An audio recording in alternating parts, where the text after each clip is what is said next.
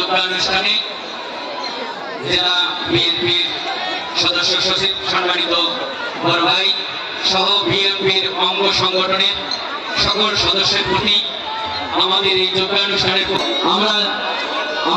যোগ্যানুষ্ঠানে তাদেরকে পেয়ে আমরা আনন্দিত, আমরা গর্বিত।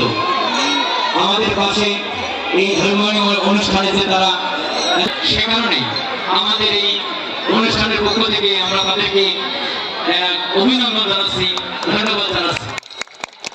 তো আসলে আমি বলার ভাষা হারিয়ে ফেলেছি। আমরা এত বেশি আনন্দিত হয়েছি, এত খুশি হয়েছি।